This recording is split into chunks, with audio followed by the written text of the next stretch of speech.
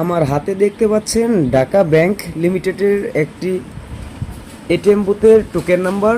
মূলত কিছুক্ষণ আগে আমি কিছু টাকা এটিএম বুথ থেকে উইথড্র করি। তো এই টোকেন নাম্বারটি আপনার জন্য কতটা ইম্পর্ট্যান্ট এই ভিডিওতে সেই বিষয়টি বোঝানোর চেষ্টা করব। বন্ধুরা, এখানে অনেক ধরনের সিরিয়াল নাম্বার দেখতে পাচ্ছেন।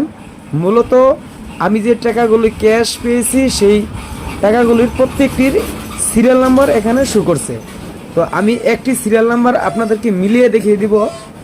9147 মানে 187 একটি সিরিয়াল নাম্বার শো করছে। মূলত এটি 500 টাকার নোট।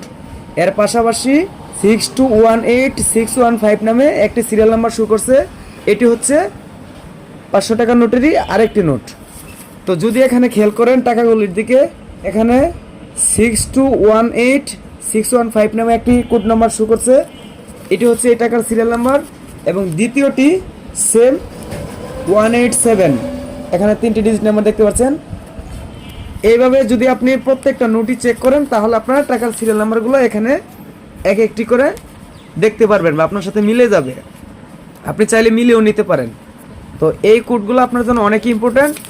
যদি কোনো এখানে যে টাকাগুলো আছে এখানে যদি কোনো জাল এবং ছিঁড়া কোনো টাকা থাকে বা অচল, যেটা আপনি চালাইতে পারতেছেন না, বা কর্নার কাটা বা পুরা এই ধরনের কোনো অচল টাকা থাকে, সেইগুলি আপনারা কাঙ্ক্ষিত যে ব্যাংকের থেকে আপনি টাকা উইথড্র করবেন সেখান থেকে আপনি চাইলে এক্সচেঞ্জ করে আবার ভালো টাকা নিতে পারবেন।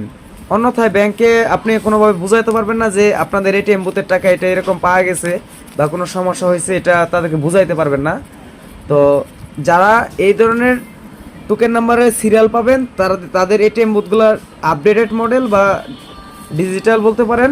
তা আমি যেটা বুঝি। তো এই ছিল ভিডিওটি। বন্ধুরা, যদি এখানে কোনো গুরুত্বপূর্ণ নোটিশ আপনারা পেয়ে থাকেন অবশ্যই ভিডিওটি শেয়ার করে দেবেন। ভালো থাকবেন। আল্লাহ।